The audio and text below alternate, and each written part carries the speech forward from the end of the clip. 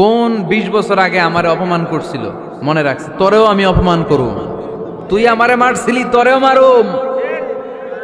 20 মনে রাখিস, দেখায় দিমু। তো এই যে এই দেখেন, খেয়াল করে দেখেন, 20 বছর আগে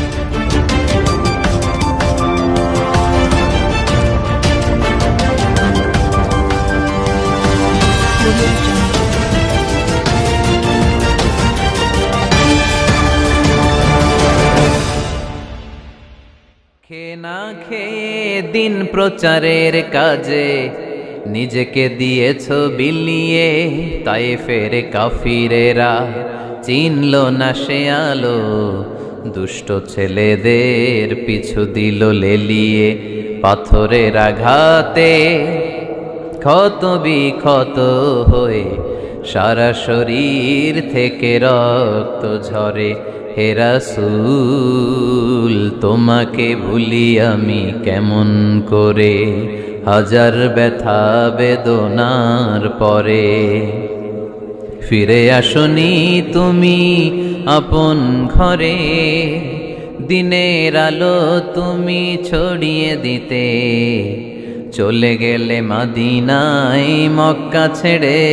হে রাসূল তোমাকে ভুলি আমি কেমন করে, হে রাসূল তোমাকে ভুলি আমি কেমন করে। ঠিক কি না?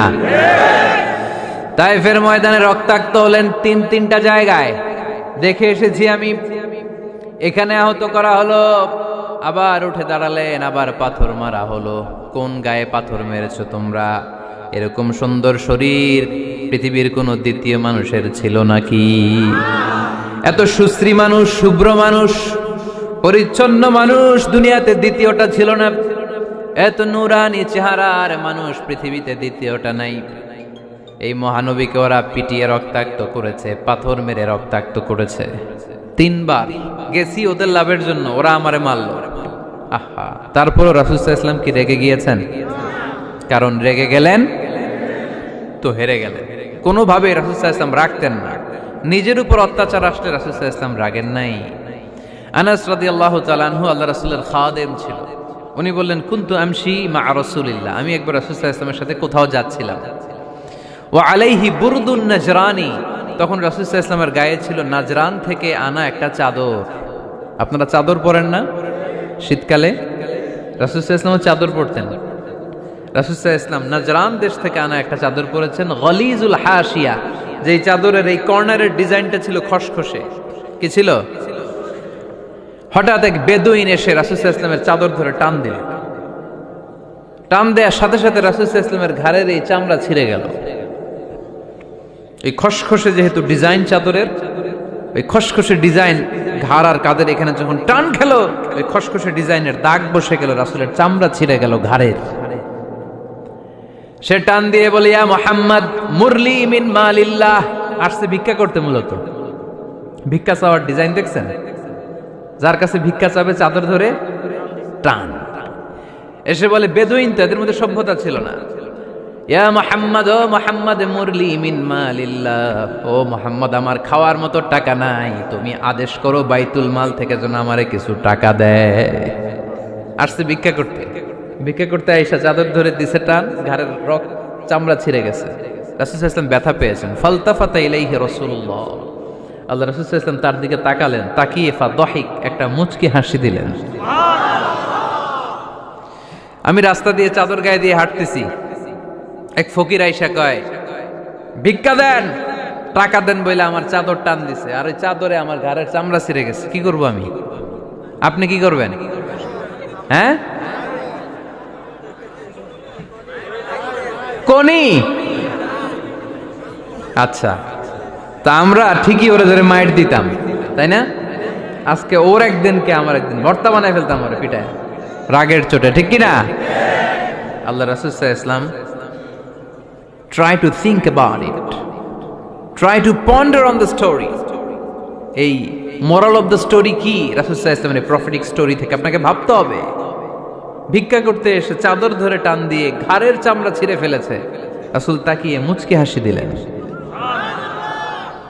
মুচকি হাসি দিয়ে বললেন, যাও বাইতুল মাল থেকে কিছু সম্পদ ওরে দিয়ে দাও। কি নবী ছিলেন! তার মানে উনার গায়ে যত আঘাতই আসতো কখনো উনি রাখতেন, তবে মাঝে মাঝে রাখতেন। যদি আল্লাহর বিধান লঙ্ঘিত হতো তখন বিশ্বনবী রেগে যেতেন।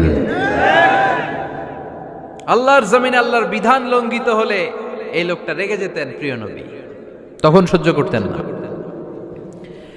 এক সাহাবী এসে বললেন, ইয়া রাসূলুল্লাহ, এমন ইমাম পাঠিয়েছেন আমাদের এলাকায়, বড় বড় সূরা দিয়ে নামাজ পড়ায়, এত বড় সূরা দিয়ে পড়ে, তার পিছনে দাঁড়িয়ে থাকার ক্ষমতা আমার নাই। এই কথা শুনে বিশ্বনবী রেগে গেলেন, কারণ ইসলামের বিধান এখানে লঙ্ঘিত হচ্ছে, ঠিক কিনা? এত রাগলেন, চেহারা আগুনের গোলার মতো লাল হয়ে গেল। ওই সাহাবীকে ডেকে পাঠিয়ে ধমকালেন, খবরদার, তোমরা মানুষকে দিন থেকে ভাগিও না, সহজ করে ইসলামকে উপস্থাপন করো। জামাতের ইমামতির চান্স পেলে লম্বা কেরাত পড়ো না, একটা মিডিয়াম স্ট্যান্ডার্ড রেখে কেরাত পড়বা, কারণ তোমার পেছনে অসুস্থ লোক থাকতে পারে, মুসল্লি, মুসাফির থাকতে পারে, তাই না? আবার মদিনাতে বনু মাখজুমিয়া গোত্রের এক নারী চুরিতে ধরা পড়ল। কিসে? চুরির বিধান কি? السارق والسارقة فاقطعوا أيديهما جزاء بما كسبا نكالا من الله والله عزيز حكيم। চোর বা চুন্নি দামি কোনো জিনিস যদি চুরি করে নেয় তাহলে তার হাত কেটে দাও। If anyone steal something precious from the society, the government should cut down his right hand. Government কাটবে, আপনি কাটেন না। আবার মুরগি একটা চুরি করছে, দইরা রামদা দিয়ে এক কোপ, এরকম করা যাবে না, ওটা গভর্নমেন্ট করবে। তো রাসূল সাল্লাল্লাহু আলাইহি ওয়াসাল্লাম ছিলেন চিফ অফ দা গভর্নমেন্ট, রাসূল সাল্লাল্লাহু আলাইহি ওয়াসাল্লাম ডান হাত কেটে দিবে। কিন্তু যেই মেয়েটা চুরি করছে এলাকার খুব সম্ভ্রান্ত বংশের মেয়ে, অনেক সময় হয় না এমপির মেয়ে, চেয়ারম্যানের মেয়ে, বড় বিজনেস ম্যাগনেটের মেয়ে, ছেলে অন্যায় করে ফেলছে একটা, আছে না নাই? এখন সাহাবীরা দেখলেন মদিনায় যদি বিশ্বনবী এই চুরির বিচার কার্যকর করে মেয়েটার হাত কেটে দেয়, এই মেয়েটার সম্ভ্রান্ত বংশের লোকেরা বিশ্বনবীর উপর চড়াও হবে, নতুন করে দাঙ্গা বাঁধবে, সবাই যে বিশ্বনবীর কাছে বলবে, কিন্তু কেউ সাহস পায় না। উসামা বিন যায়েদ বিশ্বনবীর ভালোবাসা বড়ই পছন্দ করতেন বিশ্বনবী। সাইয়েদনা উসামা বিন যায়েদ রাদিয়াল্লাহু তাআলা আনহুকে সবাই বললেন, উসামা তুমি যাও, তোমারে বিশ্বনবী বড্ড ভালোবাসে, তুমি বললে তোমার কথা নবী ফিরাবে না। সাইয়েদনা উসামা যে বললেন, ইয়া রাসূলুল্লাহ, সবাই মিলে আমারে পাঠিয়েছে যেন আমি সুপারিশ করি, যদিও বনু মাখজুমিয়া গোত্রের মেয়েটা চুরিতে ধরা পড়েছে, মেয়েটা আসলেই চোর, চুরি করেছে, কিন্তু বড় একটা বিষয়কে খেয়াল করে নবী সবার সুপারিশের কারণে এই মেয়েটার হাত আপনি কেটে দিয়েন না। এই কথা বলার সাথে সাথে বিশ্বনবীর চেহারাটা আগুনের গোলার মতো লাল হয়ে গেল, ক্ষেপে গেলেন বিশ্বনবী, রেগে গেলেন, আর বললেন, এত বড় সাহস কোত্থেকে পেলে উসামা? এটা তো আল্লাহর আইন, চোর চুরি করলে হাত কাটো, কার আইন? বাংলাদেশে যদি এই আইন চালু হয়, চোর খুঁজে পাওয়া যাবে? দেশের টাকা যারা চুরি করে এদেরকে পাওয়া যাবে? পেঁয়াজের দাম যারা বাড়ায় এদের খুঁজে পাওয়া যাবে? মজুদদারদেরকে আর খুঁজে পাওয়া যাবে না, সব চোর মানুষ হয়ে যাবে, ঠিক কিনা? একটা বিচার যদি করে, সরাসরি সম্প্রচার, সব টিভিতে লাইভ ব্রডকাস্ট আমরা দেখলাম চোরের হাত কাটতেছে কিভাবে, এরপরে চুরি করার আগে 10 বার ওর আত্মা কেঁপে উঠবে। রাসূল সাল্লাল্লাহু আলাইহি ওয়াসাল্লাম বললেন, এটা আল্লাহর আইন,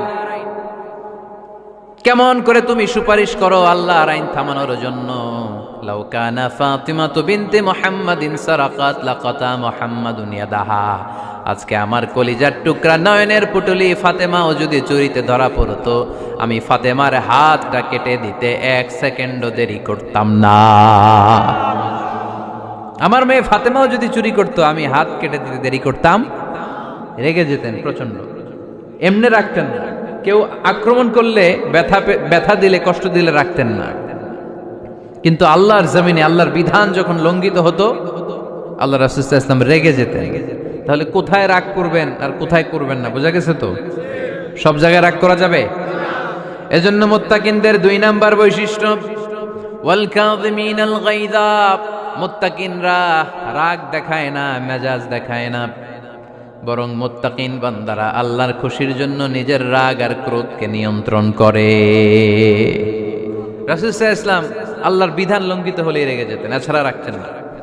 একবার তাহাজ্জুদের সময় সাইয়েদনা আলী রাদিয়াল্লাহু তাআলা আনহু আর ফাতেমা রাদিয়াল্লাহু তাআলা আনহাকে ডাকতে গেলেন তাহাজ্জুদ পড়ার জন্য। কিসের জন্য?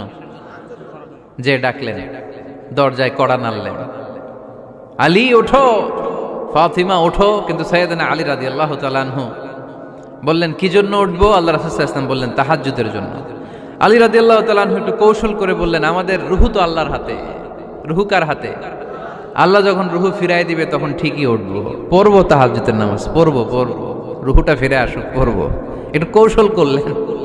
তো রাসূল সাল্লাল্লাহু আলাইহি ওয়াসাল্লাম এই কৌশলটারে পছন্দ করলেন না। রাসূল চাইছেন আমি বলা মাত্রই যেন উঠে যায়। রাসূল সাল্লাল্লাহু আলাইহি ওয়াসাল্লাম তখনও রেগে গেলেন। বুখারীর বর্ণনা, তিনি ফিরে আসতেছিলেন আর রাগে নিজের রানের মধ্যে চাপড়াচ্ছিলেন এরকম, ওয়াকানাল ইনসানু আকসারা শাইইন জাদালা। আরে মানুষ কত ঝগড়া করতে জানে, আরে মানুষ কত তর্ক করতে জানে, মানুষ যে কত ঝগড়া করে, মানুষ যে কত তর্ক করে, নিজের উপর নিজে ঝাল মিটাচ্ছিলেন রানের মধ্যে চাপড়াতে চাপড়াতে। সুবহানাল্লাহ পড়েন। আক্রমণ করলে রাখতেন না, ওটের নারী ভুঁড়ি চাপিয়ে দিলে রাখতেন না, কিন্তু ধর্মীয় বিধান লঙ্ঘিত হলে বিশ্বনবী রেগে যেতেন। চিল্লা এখন সুবহানাল্লাহ। এজন্য মুত্তাকিদের 2 নাম্বার বৈশিষ্ট্য আল কাযিমিনাল গায়দ, রাগকে সংবরণ করতে হবে, রাগ দেখানো যাবে না। রাগ দেখাবেন, কি করবেন? নিয়ন্ত্রণ করব। একজন নিয়ন্ত্রণ করবে শুধু, আর আপনারা কোপায় ফেলাইবেন সব। মাশাআল্লাহ। আরে বলো কি করবা? এভাবেই তো সমাজ পরিবর্তন হয়। শুনতে হবে তো আমার কথা, শুনতে হবে, জানতে হবে, দেন মানতে হবে। পরিবর্তনটা আস্তে আস্তে হয়। এই গুণে ধরা সমাজ এমনি নষ্ট হয় নাই, দীর্ঘদিনে নষ্ট হয়েছে। এটা ঠিক করতে হইলে আমাদের দীর্ঘ সময় লাগবে, দীর্ঘদিন লাগবে, অনেক ঘাম ঝরাতে হবে, অনেক পথ যেতে হবে, মাইলস টু গো। ঠিক কিনা? তাহলে রাগ দেখানো যাবে না। রাগকে কি করব? কন্ট্রোল করব। সবাই রাজি? যারা হাত তুলছিলা যে আমার রাগ বেশি, তোমাদের জন্য tips, how to control anger, কিভাবে রাগ কমাতে হয়। আল্লাহ রাসূল সাল্লাল্লাহু আলাইহি ওয়াসাল্লাম এটাও শিখাই দিছে। শুধু হুজুরে কইছে সুবহানাল্লাহ। সুবহানাল্লাহ বললে কি গুনাহ হবে? একবার সুবহানাল্লাহ পড়লে আকাশের জমিনের মাঝখানে সব ফাঁকা জায়গাটা সওয়াব দিয়ে ওই সওয়াব আল্লাহ আপনার আমলনামায় ঢুকায় দিবে। খুব চালাক এই এলাকার লোকেরা, সওয়াবের কথা শুই না, লাভ শুই না। সুবহানাল্লাহ, লাভ আছে যেখানে আমরা আছি। তো হাউ টু কন্ট্রোল অ্যাঙ্গার, কিভাবে রাগ থামাবো? যেহেতু মুত্তাকিনদের 2 নম্বর বৈশিষ্ট্য হল কাযিমিনাল গায়দ, মুত্তাকিদের বৈশিষ্ট্য তারা রাগকে নিয়ন্ত্রণ করে। আল্লাহ রাসূল শিখাই দিলেন, 4টা পদ্ধতি শিখালেন রাগ কমানোর। কয়টা মনে থাকবে? অ্যাপ্লাই করবো এগুলো, দেখবো আজকে থেকে রাগ কমে কিনা। পারা যাবে? 2 সাহাবী বিশ্বনবীর সামনে ঝগড়া লাগলেন, কথা কাটাকাটি, কথার পিঠে কথা, কথার নাম লতা।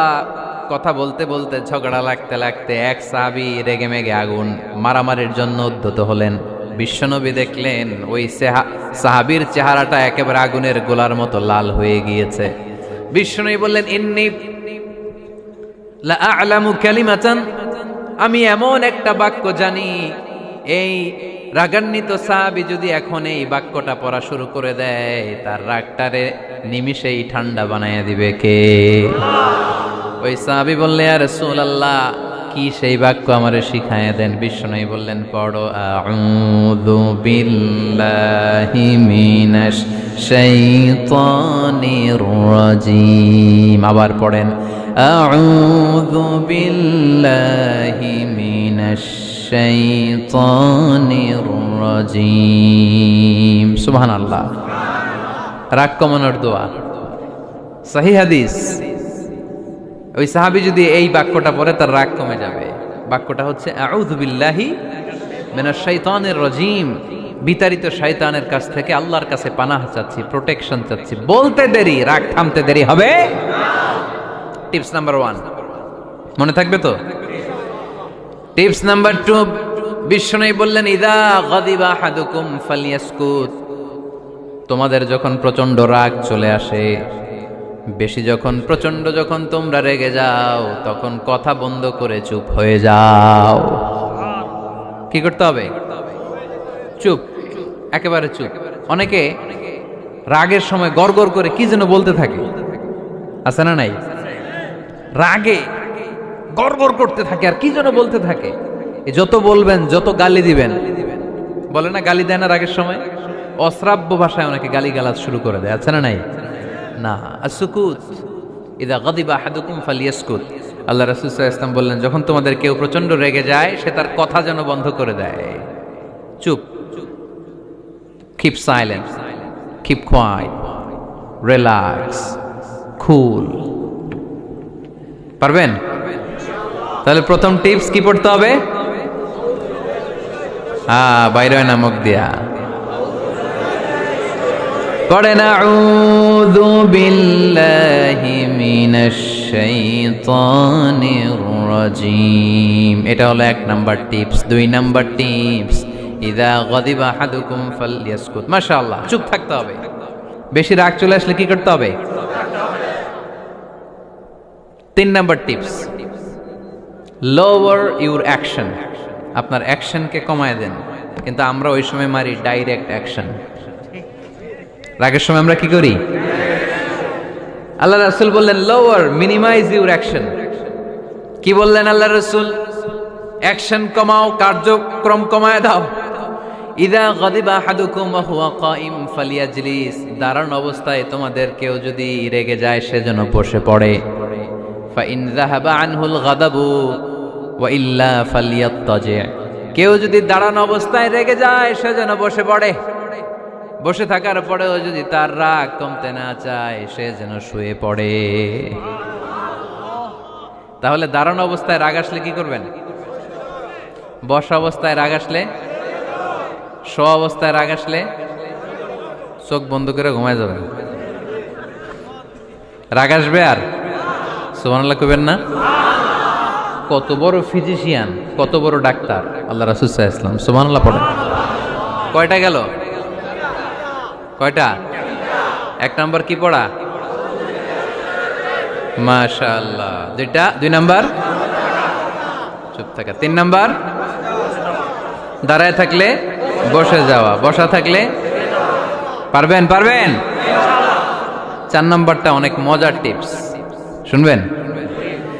আল্লাহ রাসূল সাল্লাল্লাহু আলাইহি ওয়াসাল্লাম বললেন, 4 নাম্বার টিপস শোনো, ইন্নাল গাদাবা মিনাশ শাইতান, নিশ্চয়ই রাগ আসে শয়তান থেকে।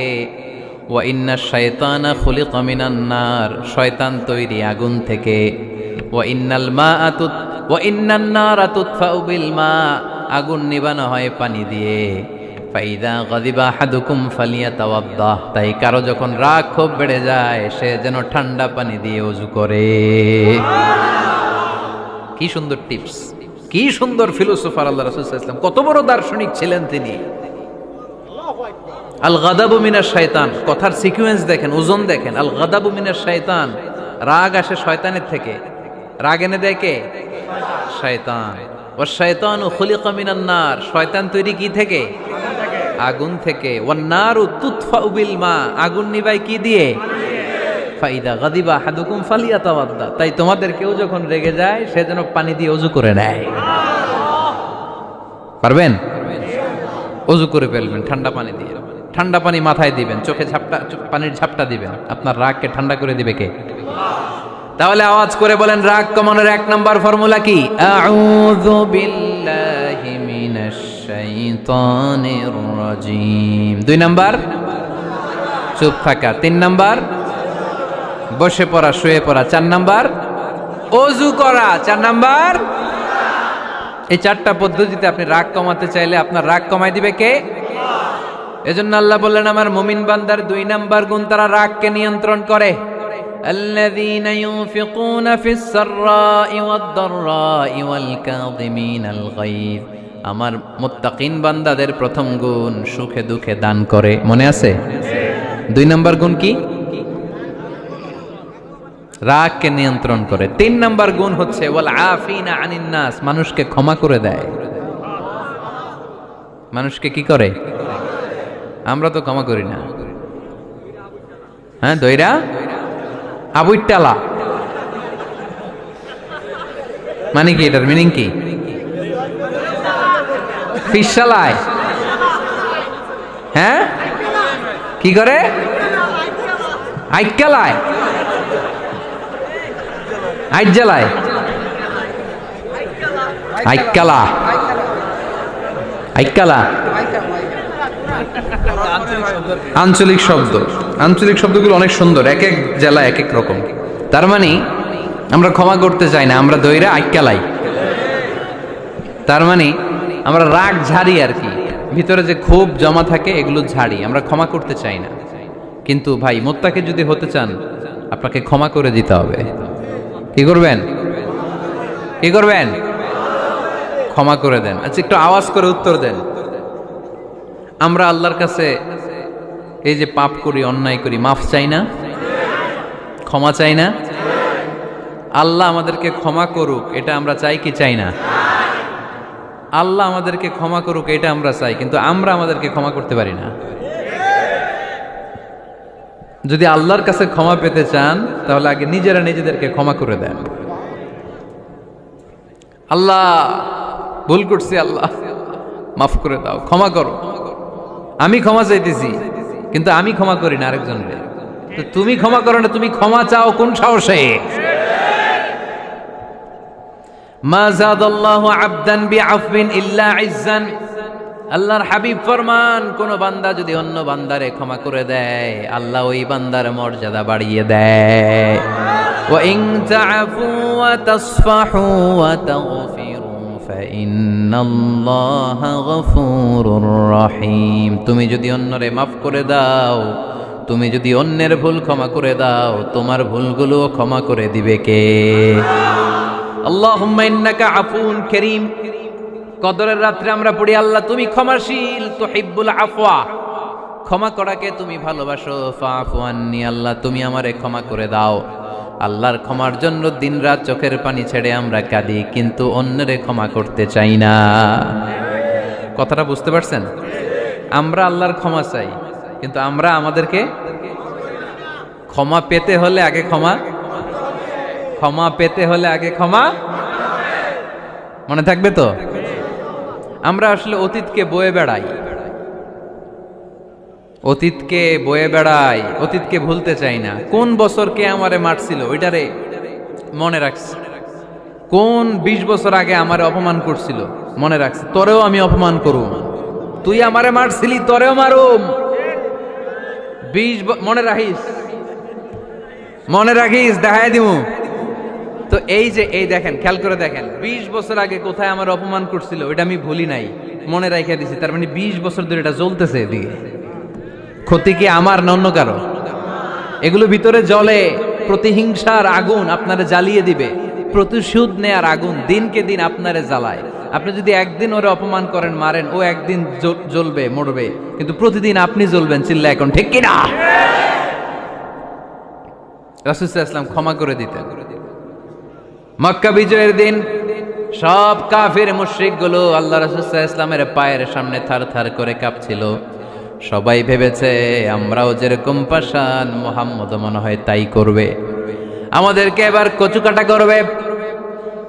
আল্লাহর রাসূল মক্কার কাফির মুশরিকদের এই দৃশ্য দেখে ঘোষণা দিয়ে দিলেন, ইযহাবু লা তাসরিবা আলাইকুমুল ইয়াউম, আজকে তোমাদের উপর আমার কোনো প্রতিশোধ নাই। ইযহাবু ফাআনতুমুত তালাকা, আমি তোমাদেরকে স্বাধীন করে দিলাম। ঐতিহাসিকরা বিশ্বনবীর এই বিশাল দিলদরিয়া দেখে অবাক হয়েছে। তারা বলতে বাধ্য হয়েছে, in the long history of the world there is no instance of magnanimity and forgiveness which was showed by Muhammad sallallahu, when all of his enemies laid under his feet and he forgave them one and all. পৃথিবীর ইতিহাসে ক্ষমার এরকম নজির কোনো মানুষ দেখাতে পারে নাই। যখন তার ঘোর শত্রুরা তার পায়ের সামনে বসে থারথার করে কাঁপছিল, তিনি চাইলেই পিষে মারতে পারতেন, কিন্তু তা না করে তিনি ক্ষমা করে দিয়েছেন। এজন্য কি করবেন? কি করবেন? ওয়ালা আফিনা আনিন নাস, মুত্তাকি বান্দার 3 নাম্বার বৈশিষ্ট্য, মুত্তাকি বান্দারা ক্ষমা করে দেয়। তারা মনের মধ্যে হিংসা রাগ এগুলো পুষে রাখে না। সুবহানাল্লাহ পড়েন। যারা ক্ষমা করে এরা অনেক ভালো থাকে ভাই, জানেন? আপনি ক্ষমা করে দিলে আপনি শান্তিতে থাকবেন। আপনি যদি আপনার ব্যাড এক্সপিরিয়েন্স, তিক্ত অভিজ্ঞতা, কে আপনারে গালি দিছিল, কষ্ট দিছিল, সবসময় এগুলো বয়ে বেড়ান, it will burn your self inside. এগুলো আপনার ভিতরে জ্বালায় পড়ে সারখার করে দিবে। আর যদি ভুলে যান, জায়গায় মাফ করে দেন, তাহলে শোধবোধ সব শেষ। আমি আছি শান্তিতে, ঠিক কি না? আমরা শান্তি চাই কি চাই না? আমরা অতীতের এই কষ্ট বুকে নিয়ে আর চলতে চাই? সমাধান একটাই, ক্ষমা করে দেন। স্টামফোর্ড ইউনিভার্সিটি, ক্যালিফোর্নিয়ার স্টামফোর্ড ইউনিভার্সিটির একজন প্রফেসর ফ্রেডরিক লাস্কিন, ওনার একটা আর্টিকেল আমি পড়েছি। ওখানে উনি গবেষণা চালিয়েছেন। অনেক মানুষের মধ্যে গবেষণা চালিয়ে দেখেছেন যে যারা অন্যরা ক্ষমা করতে পারে না, এদের রোগবালাই বেশি, কষ্ট বেশি। আর যারা সহজে ক্ষমা করে দেয়, এরা সবসময় শান্তিতে থাকে। এটা পরীক্ষিত, এটা ওনার একটা রিসার্চ। এরপর আমেরিকাতে একটা স্টেট আছে ম্যাসাচুসেট। এই ম্যাসাচুসেট জেনারেল হসপিটালে একজন পৃথিবী বিখ্যাত সাইকিয়াট্রিস্ট বসে, মনোবিজ্ঞানী, নাম হচ্ছে প্রফেসর হারবার্ট বেনসন। এই হারবার্ট বেনসন উনিও ওনার সব রোগীদেরকে দিয়ে একটা ফর্ম পূরণ করায়। সেখানে উনি কিছু কোশ্চেনার ছুড়ে দেয়, প্রশ্ন করে আর উত্তর নেয়। পরে জরিপ করে উনি দেখতে পেয়েছে ওনার যে সমস্ত রোগীরা মনের ভিতরে রোগ, এই রাগ, এই ক্ষোভ, এই হিংসা বিদ্বেষ এগুলো অন্তরে পুষে রেখেছে, এদের স্ট্রোক করার এবং হার্ট অ্যাটাক করার রেটিংটা বেশি। এরা মেন্টাল স্ট্রেসে ভোগে বেশি। আর যারা সহজে ক্ষমা করে দেয়, মাফ করে দেয়, এদের মধ্যে এই রোগ বালাই নাই। যেরকম সুবহানাল্লাহ। এজন্য আল্লাহ বললেন মুত্তাকিনদের 3 নাম্বার বৈশিষ্ট্য, মুত্তাকিনরা আল্লাহর কাছে যেমনি ক্ষমা চায়, তারা নিজেরাও অন্যদেরকে তেমনি ক্ষমা করে দেয়। ওয়াল আফিনা আনিন নাস, আজকে থেকে আমরা মানুষের ক্ষমা করে দিব। কারো জন্য অন্তরে কোনো হিংসা বিদ্বেষ পুষে রাখা যাবে? অনেকে এগুলো ভুলতে চায় না, পেলে পুষে বড় করে, আর ভিতরে খালি জ্বলে। ভিতরে কি করে? এই জ্বালাও পোড়াও আমরা বয়ে বেড়াতে চাই না। মুসনাদে আহমদ ইবনে হাম্বলের হাদিস, চমৎকার একটা ঘটনা। কানগুলো খরগোশের কানের মতো খাড়া করে শোনেন। আল্লাহ রাসূল সাল্লাল্লাহু আলাইহি ওয়াসাল্লাম কোন একটা মজলিসে একজন আনসারী সাহাবীর ব্যাপারে ঘোষণা দিল। বলল, এখন যে সাহাবী এসে বসবে সে সাহাবী জান্নাতি। আনসারী সাহাবী এসে বসলো, সবাই তো অবাক। আমাদের কারো ব্যাপারে বিশ্বনবী এই কথা বলল না, এই আনসারী সাহাবী জান্নাতি। আবার কয়েকদিন পরে আরেকটা মজলিসে বিশ্বনবী আবার ঘোষণা দিলেন, এই মুহূর্তে এমন একজন সাহাবী এসে এইখানে বসবে, এই সাহাবীটা জান্নাতি। সবাই খেয়াল করে দেখলো, আগের মজলিসে যেই লোকটাকে বিশ্বনবী জান্নাতি বলে ঘোষণা দিয়েছে, আজকেও ওই সাহাবী এসে ওই জায়গায় বসেছে। তৃতীয় দিন আবার বিশ্বনবী বললেন, এখন একজন সাহাবী এখানে এসে বসবে, সে জান্নাতি। সবাই খেয়াল করে দেখলো, ওই সাহাবীটাই আবার এসে বসেছে। সবাই অবাক, কি আজীব, কি আছে এই সাহাবীর মধ্যে, যে সাহাবীর ব্যাপারে খুদ বিশ্বনবী 3 বার ঘোষণা দিলেন যে সে জান্নাতি। সবচেয়ে বেশি অবাক হয়েছিলেন সাইয়েদনা আব্দুল্লাহ ইবনে আমর ইবনে আস। মনে মনে ভাবলেন, এটা তো চারটেখানে কোনো কথা না, বিশ্বনবীর অ্যানাউন্সমেন্ট। দুনিয়ার বুকে বিশ্বনবী 3 বার এই আনসারী সাহাবীকে জান্নাতি বলে ঘোষণা দিয়েছে। নিশ্চয়ই এই সাহাবীর এমন বিশেষ কোনো আমল আছে, এমন বিশেষত্ব আছে যেটা আমাদের মধ্যে নাই। যেমন করেই হোক এই সাহাবীর ভেতরের সব খবর আমার জানতে হবে। সাইয়েদনা আব্দুল্লাহ ইবনে আমর ইবনে আস একবার পরিকল্পনা করে ওই সাহাবীর বাড়িতে চলে গেলেন। যে বললেন, ভাই আমার আব্বার সাথে কয়েকদিন ধরে ঝগড়া, আমার ঘরে থাকতে মন চাচ্ছে না, তোমার বাসায় মেহমান হয়ে এসেছি, যদি তুমি অনুমতি দাও তোমার বাড়িতে 3 দিন মেহমান হয়ে আমি থাকতে চাই। কয়দিন? শুনতেছেন? বুঝতেছেন? কষ্ট হচ্ছে না তো? ওই আনসারী সাহাবী বলে, আহলান ওয়া সাহলান, খুশ আমদেদ, এ আমার সৌভাগ্য, আমার মেহমান হয়ে আপনি থাকবেন, আসেন আমার ঘরে থাকেন। এই ঘরে আমি থাকি, আর এই ঘরটা মেহমান হিসেবে আপনারে দিয়ে দিলাম, থাকেন। এবার আব্দুল্লাহ ইবনে আমর ইবনুল আস খুব ভালোভাবে ফলো করতে লাগলেন কখন এই আনসারী সাহাবী কি করে। একদিন, 2 দিন, 3 দিন পর্যন্ত ফলো করার পরে সাইয়েদনা আব্দুল্লাহ ইবনে আমর ইবনুল আস এমন কোন বিশেষ আমল এই সাহাবীর মধ্যে খুঁজে পায় নাই। 3 দিন গভীরভাবে পর্যবেক্ষণ, অবজারভেশনের পরে বিশেষ কোনো আমল ওনার চোখে পড়ে নাই। এবার 3 দিন পরে তো চলে যাবার পালা, ঠিক কিনা?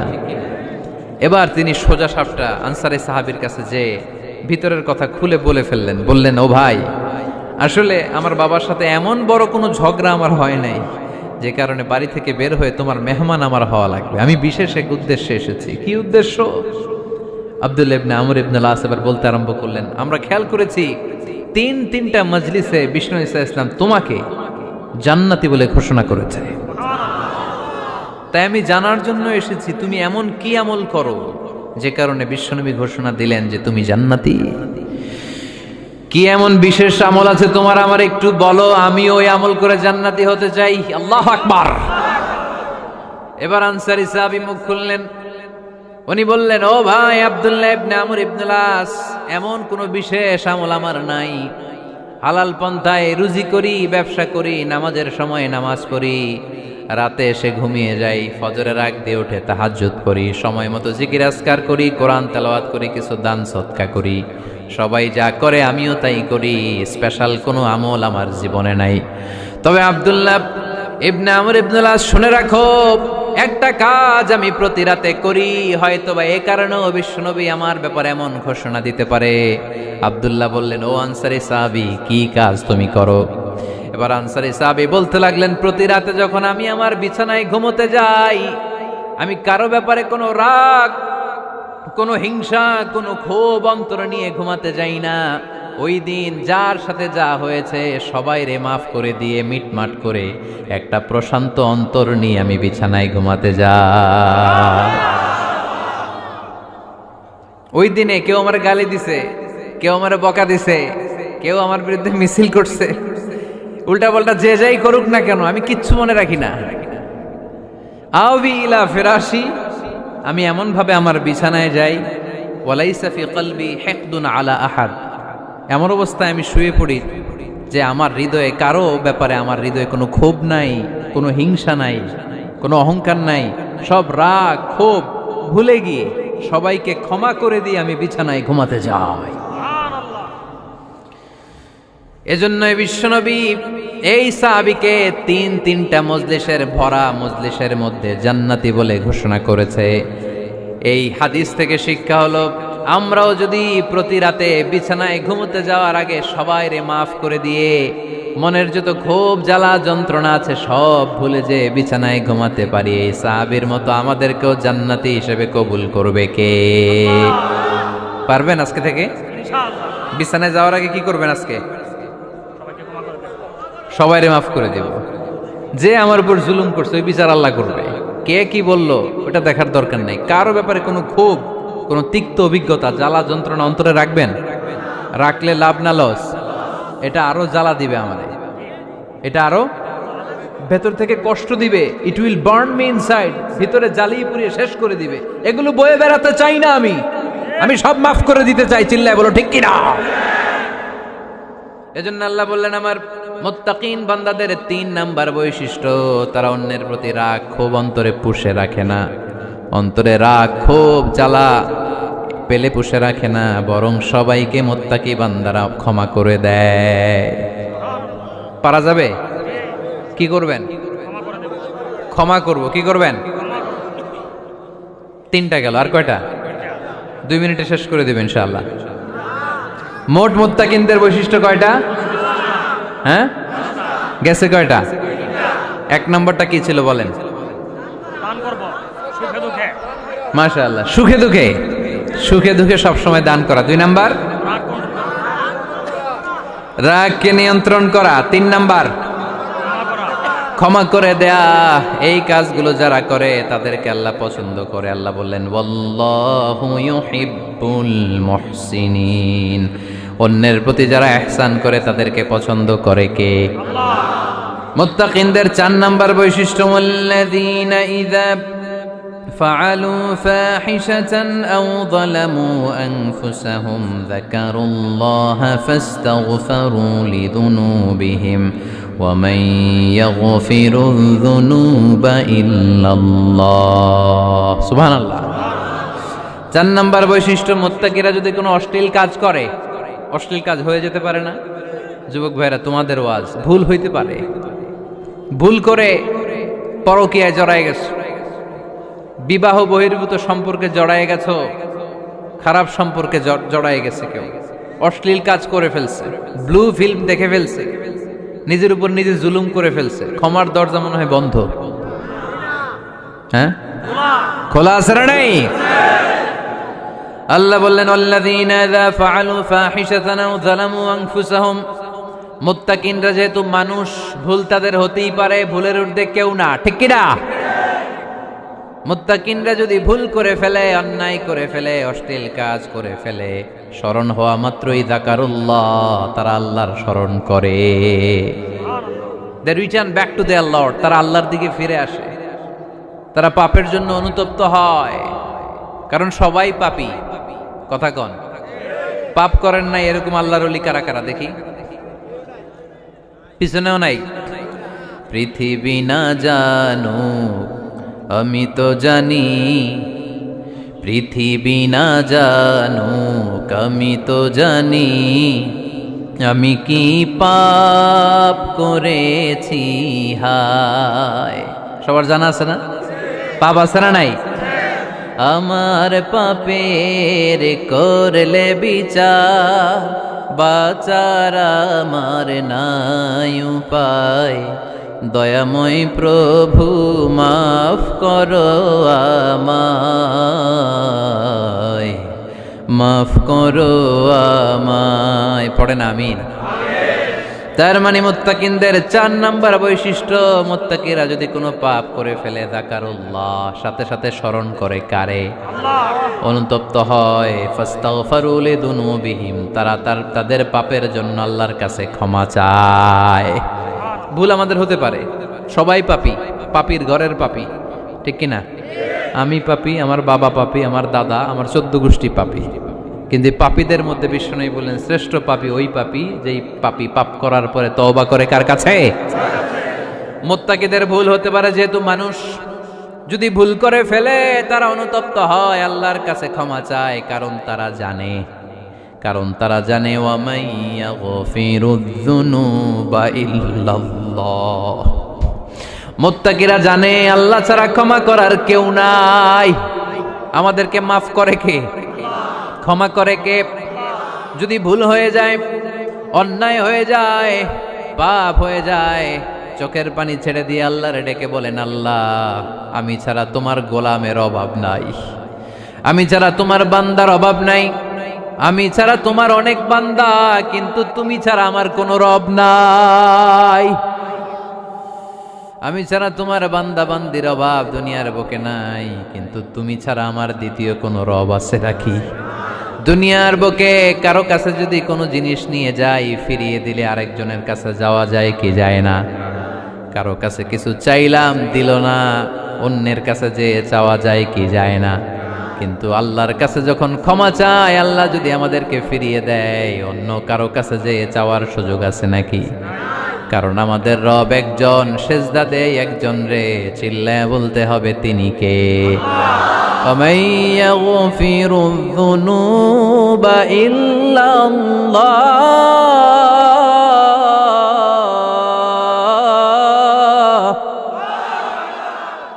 وَمَن يَغْفِرُ الذُّنُوبَ إِلَّا اللَّهُ।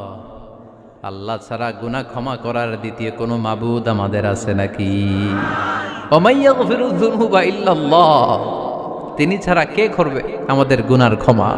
তিনি ছাড়া পাপ মোচন করার, পাপগুলো গুনাহগুলো ক্ষমা করে দেয়ার আর দ্বিতীয় কেউ। এজন্য আল্লাহ বললেন, আমার মুত্তাকি বান্দারা যদি ভুল করে ফেলে, অন্যায় করে ফেলে, আমার কাছে ক্ষমা চায়। আমার কাছে ক্ষমা চাইতে দেরি, আমি আল্লাহর ক্ষমা করতে দেরি হয়? তাহলে পাপ হলে, ভুল করে অন্যায় করলে ক্ষমা চাবো কার কাছে? 4টা গুণের কথা বললাম, কয়টা? 4 নাম্বার হচ্ছে যদি ভুল হয়ে যায়, যদি অন্যায় করে ফেলি, ক্ষমার দরজা খোলা, আমরা সে আল্লাহর কাছে চাইবো, আল্লাহর কাছে ক্ষমা মাংনা করবো। চিল্লায় বলেন ঠিক কিনা? এরপরে 5 নম্বরে আল্লাহ বললেন ওয়ালাম ইউসিররু আলা মা ফাআলু ওয়া হুম ইয়ালামুন, তারা জেনে শুনে ওই পাপ বারবার করবে না। সুবহানাল্লাহ পড়েন। ভুল একটা হয়ে গেছে, ক্ষমা চাইলাম। সকালে খাদ্যে ভেজাল দিছি, বিকালে মাফ চাইলাম, আল্লাহ ভুল করে ফেলছি, মাফ করে দাও। এরপরের দিন দোকানে যে আবার ভেজাল মিশাইলাম, আবার মাফ। এরপরের দিন আবার মাফ, আল্লাহ মাফ করবে? সকালবেলায় ওজনে কম দিলাম, বিকালে মাফ চাইলাম, আল্লাহ ভুল হয়ে গেছিল, ক্ষমা করে দাও। এরপরের দিন দোকানে যে আবার ওজনে কম দিলাম, আবার রাত্রিবেলা মাফ চাইলাম, তারপরের দিন আবার কম দিলাম, আবার মাফ চাইলাম। এরকম করলে মাফ করবে নাকি? ওয়ালাম ইউসিররু আলা মা ফাআলু ওয়া হুম ইয়ালামুন, জেনে বুঝে ওই পাপ কাজ আর করবে না। কালে ভদ্রে 2 একবার ভুল অন্যায় পাপ হয়ে যেতে পারে, কিন্তু মুমিনরা কি ওটা কন্টিনিউ করে? মুত্তাকিনরা কি ওটা বারবার চালিয়ে যায়? বারবার চালালে এটা আল্লাহর সাথে গেম খেলা হয়, ঠিক কি না? সকালে আল্লাহর ওই একটা, বিকালে আজকে একটা, কালকে এমনটা করা যাবে? এজন্য আল্লাহ বললেন আমার মুত্তাকি বান্দাদের 5 নম্বরে বৈশিষ্ট্য হলো ওয়ালাম ইউসিররু আলা মা ফাআলু ওয়া হুম ইয়ালামুন। ওয়ালাম ইউসিররু, তাফসীর ইবনে কাসীরে এর তাফসীর এসেছে ওয়ালাম ইস্তামিররু আলা মা ফাআলু ওয়া হুম ইয়ালামুন, জেনে বুঝে যেই ভুল কাজ করে ফেলছে এটা বারবার করে না। এজন্য বারবার করা যাবে? মাফ চাওয়ার পরে ওই কাজ আর করব আমরা? এই 5টা কাজ যদি করি তাহলে মুত্তাকিদের কাতারে আমাদেরকে উঠায় দিবে কে? এজন্য আল্লাহ বললেন উলাইকা জাযাউহুম মাগফিরাতুম মির রাব্বিহিম ওয়া জান্নাতুন তাজরি মিন তাহতিহাল আনহারু খালিদিনা ফিহা ওয়া নি'মা আজরুল আমিলিন।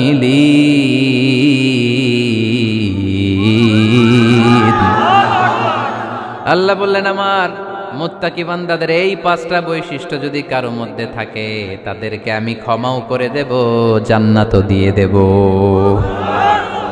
ডানে যাব না বায়ে? আরো জোরে। ডানে না বায়ে? ডানে আছে ক্ষমা আর জান্নাত। ডানে কি? বায়ে আছে আল্লাহর রাগ আর জাহান্নাম। তাই সিদ্ধান্ত আমরা নিয়েছি বাম দিকে আমরা যাব না, ডান দিকে যাব। ডান দিকে গেলে ক্ষমাও পাওয়া যাবে, জান্নাত পাওয়া যাবে, কিন্তু কাজ করতে হবে কয়টা? 1 নাম্বার সুখে দুঃখে দান করা, 2 নাম্বার রাগকে নিয়ন্ত্রণ করা, 3 নাম্বার মানুষকে ক্ষমা করা, 4 নাম্বার ভুল হলে আল্লাহর কাছে তওবা করা, 5 নাম্বার ওই পাপের কাজ বারবার না করা। ভুল একবার হতে পারে, 2 বার হতে পারে, বারবার ভুল মুত্তাকিরা করে না, ঠিক কি না?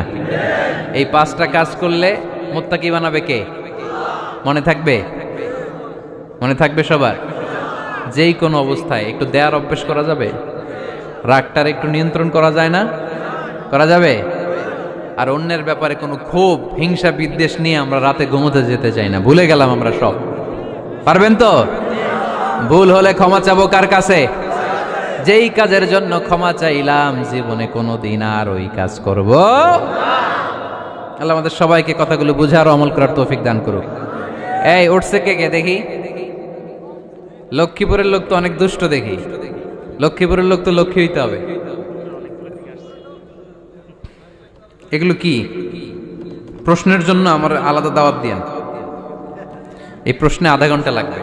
যেটা বলছি এটা ফিনিশিং দেয় নাই তো এখনো, এই অর্ধেক ভুলে যাবে আপনার প্রশ্নের উত্তর শুনলে। মুত্তাকিদের বৈশিষ্ট্য কয়টা মনে থাকবে? ভাবিরে যে শোনাইতে পারবেন? পারাম পারাম মানে পারবো। তো এই 5টা বৈশিষ্ট্য যদি থাকে তাহলেই আমরা মুত্তাকি। তাহলেই আমাদের জন্য ক্ষমা রেডি রাখবে কে? জান্নাত রেডি রাখবে কে? প্রথম গুণ আমি বলেছিলাম দান করব আমরা সুখে দুঃখে। রাগকে নিয়ন্ত্রণ করব 2 নাম্বার। মানুষকে ক্ষমা করে দেব 4 নাম্বার। ভুল হতে পারে, মাফ চাবো কার কাছে? কিন্তু ওই ভুল বারবার করব। মনে থাকবে সবার? আল্লাহ আমাদের সবাইকে কথাগুলো বুঝার ও আমল করার তৌফিক দান করুক। আমরা পড়ি আমিন। দীর্ঘক্ষণ আপনারা দাঁড়িয়ে বসে আজকের আলোচনা শুনে, এই উঠতেছেন কেন? হ্যাঁ বসেন বসেন, আমি তো উঠি নাই। যারা আপনারা আজকের এই প্রোগ্রামটা সার্থক করলেন আমি শুকরিয়া জানাই। মিডিয়া কর্মী তোমরা যারা এসেছো তোমাদেরকে অন্তরের অন্তঃস্থল থেকে শুভেচ্ছা জানাই।